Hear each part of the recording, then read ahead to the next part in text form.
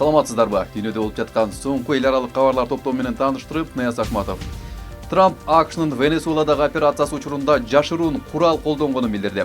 Нью-Йорк Пост АКШ президентине шилтеме жасап, басылма президент Николас Мадурону кармоо операциясы учурунда АКШнын күчтөрү Трамп дискомбомбулатор деп атаган жашыруун куралды колдонгонун, анын натыйжасында бардык венесуэлалык радарлар жана ракеталар иштен чыкканын билдирди. АКШ президентинин айтымында дал ошол курал аларга Венесуэланын коргонуу системаларын иштен чыгарууга жана америкалык аскерлердин арасында жоготууларсыз рейд жүргүзүүгө мүмкүндүк берген.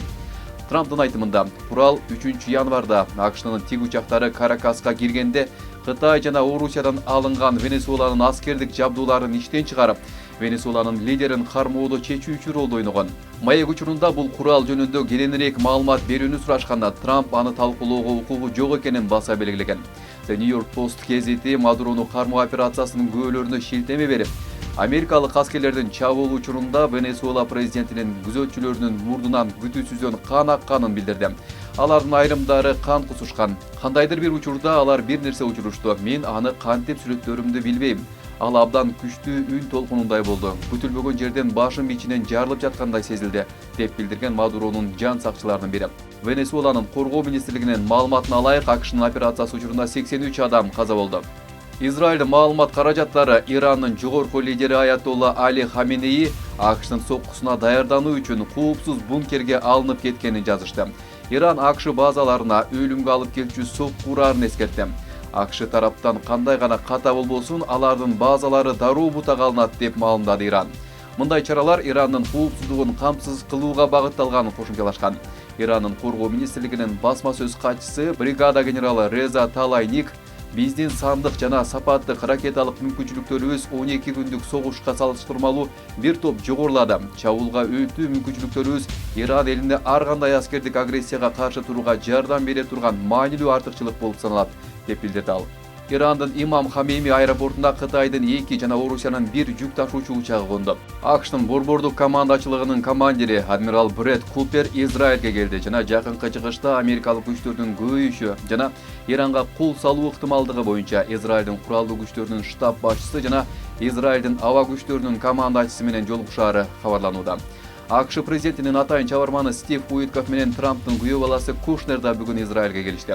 Британия, Бириккен Араб Эмирлиги жана Иордания Ирандын ракеталарын жана дрондорун атып түшүрүп, Израилге жана Кошмо Штаттарына жардам берерин билдиришти.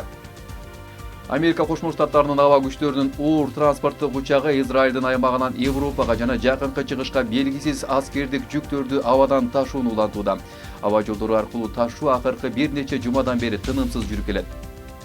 Башка кабарлардан Орусия, АКШ жана Украина өкүлдөрүнүн Абу-Дабиде өткөн сүйлөшүүлөрү аяктады. Тараптар сүйлөшүүлөр конструктивдүү жана жемиштүү болгонун айтышты. Бир жуманын ичинде дагы бир жолугушуу өтүшү мүмкүн. Тагыраак айтканда, Орусия, АКШ жана Украина өкүлдөрүнүн ортосундагы сүйлөшүүлөрдүн жаңы айланпасы 1 февралда Абу-Дабиде өтөөрү кабарланды. Украинанын президенти Владимир Зеленский сүйлөшүүлөрдү конструктивдүү деп мүнөздөдү. Аналитиктер Украинадагы тынчтыкты орнотуу форматы жазга чейин көп тараптуу келишимге кол коюу жана согуштун аякташы менен жыйынтыкталаарын айтышууда. Ал арада тараптар бири-бирине аба чабуулдарын улантышты. Ишемби күнү Орусия Киев жана Харьковго жапырт аба соккуларын жасады. Анын натыйжасында көп кабаттуу үйлөр талкаланып, өлкө боюнча дээрлик 1,2 миллион турак жай электр жарыгысыз калды. Бул соккулар АКШнын ортомчулугу менен Абу-Дабиде өткөн сүйлөшүүлөрдүн 2-күнүнүн алдында болду. Андан Украин, Орус жана америкалык дипломаттар согушту токтотууну талкуулашты. Алар жолугушууда бир пикирге келе алышкан жок, бирок Москвада, Киевде андан ары диалогго ачык экенин билдиришти. Украинанын президенти Владимир Зеленский X сайтында бардык тараптар өз борборлорунда сүйлөшүүлөрдүн ар бир аспектиси боюнча отчет берүүгө лидерлери менен жана андан аркы кадамдарды координациялоого макул болушту деп билдирген. Андан кийин журналисттерге сүйлөгөн америкалык расмий өкүл 2 күндүк талкуунун жүрүшүнө кубанып, эмки айланпа кийинки жекшембиде Абу-Дабиде өтөөрүн айтты. Ошол эле учурда Орусиянын жекшемби күнү түнкү чабуулу Киевдеги миңдеген имараттарды жылытуусуз калтырды. Анткени температура 0-дөн 1 топ төмөн түштү. Киев шаарынын мэри Виталий Кличко чабуул менен Орусия тургундарды суусуз же электрсиз калтырууну көздөгөнүн айтты. Ал шаар кошумча жылытылган баш калкалоочу жайларды куруп жатканын жана энергетикалык бригадалар кызматтарды калыбына келтирүү үчүн иштеп жатканын айтты. Мурунку кол салуулардан кийинки уюштурулган жылуулук бөлүштүрүү системасынын иштебей калышынан улам көптөгөн батирлерге жылуулук берүү токтогон. Тез жардам кызматкерлери ошол кол салуулардан улам кыйраган үйлөргө кызматтарды калыбына келтирип жатышкан. Ал эми Кличконун айтымында ишемби күнү жылуутуу үзгүлтүккө учураган имараттардын көбү жакында эле калыбына келтирилген. Суук аба ырайы 69 жаштагы пенсионерди чыгармачылык менен алектенип, темир жолдун бир бөлүгүн газ плитасынын үстүнө жылытууга мажбур кылды. Я знаю, что металл нагревает. Темир сый турганын жана жылуулук чачыратарын билем, деди ал. Зеленский ишемби күнү билдиргендей, Орусиянын түнкү катуу соккулары ушул аптада Трамп жана Давос менен түзүлгөн абадан коргонуу, андан ары колдоо боюнча келишимдерди толугу менен аткарылышы керектигин көрсөттү. Американын Миннеаполис шаарында федералдык агенттер бир кишини атып өлтүрүштү. Бул айда чек ара кызматынын агенттери өзүн коргоо максатында бир кишиге ок чыгарган экинчи учур. Алардын айтымында ал киши аларга курал менен жакындаган. Миннеаполис полициясынын башчысы Брайан О'Хара жабырлануучу 37 жаштагы шаар тургуну болгонун. Алдын ала маалымат боюнча ал АКШтын жараны мыйзамдуу түрдө курал алып жүрүүгө уруксаты бар жана соттуулугу жок экенин айтты. Бул окуядан кийин Миннеаполистеги нааразылык акциялары кайрадан күчөдү. Шаар мэри федералдык агенттердин аракеттерин айыптап чыкты. Президент Дональд Трамп ага жооп кылып, полицияны чыгарып, чара көрбөгөн деп жергиликтүү бийликти күнөөлөдү. Январь айынын башында болгон ушул сыяктуу окуядан кийин шаарда башаламандыктар орун алып, Дональд Трамп аймакка аскерлерди жайгаштырууга буйрук берген. Учурда ал жерге улуттук гвардиянын аскерлери тартылганы кабарланууда. Ал арада өлкө боюнча миңдеген адамдар АКШтын иммиграция жана бажы кызматына каршы нааразылык акцияларына катышты. Суук аба ырайына жана катуу шамалга карабастан демонстранттар Дональд Трамптын администрациясынын иммиграциялык саясатын токтотууну талап кылып көчөгө чыгышты. Митингдин катышуучулары депортацияга жана мигранттарга карата катаал чараларга каршы экендигин билдиришип, иммиграциялык реформанын зарылдыгын баса белгилешти. Ал эми Ирандын жогорку лидери Аятолла Али Хаменеи АКШны Миннеаполисте демонстранттарды өлтүрүүнү токтотууга чакырды. Дональд Трамп Канадага кайрылып, Кытайга жакындаша берсеңер 100% тариф киргизем деп эскертти. Ал эми Канаданын премьер-министри Марк Карни өлкө калкын тышкы коркунучтарга каршы туруу үчүн көбүрөөк атамекендик продукцияларды сатып алууга чакырды. Социалдык медиада Карни жакында Кытайга жана Катарга болгон сапарларын жана Давостогу иш-чараларга катышканын белгиледи. Мындан сырткары өкмөт экономикалык көрсөткүчтөрдү жогорулатуу максатында өнөктөштүктү бекемдеп, сооданы диверсификациялап жана инвестиция тартып жатканын айтты. Канаданын премьер-министри Марк Карнинин Давоста чыгып сүйлөгөн сөзү Европа азырынча көз карандысыз оюнчу боло электигин дагы бир жолу тастыктады деп жазат Berliner Zeitung басылмасы. АКШ мындан ары Кытайды өзүнүн негизги коркунучу катары көрбөйт жана союздаштарына колдоону азайтууда. АКШнын согуш министрлиги жаңы улуттук коргонуу стратегиясын жарыялап, анда мурдагыдай эле Кытайды ооздуктоонун ордуна Американын өзүн жана батыш жарым шарын коргоо башкы максат экенин белгилеген.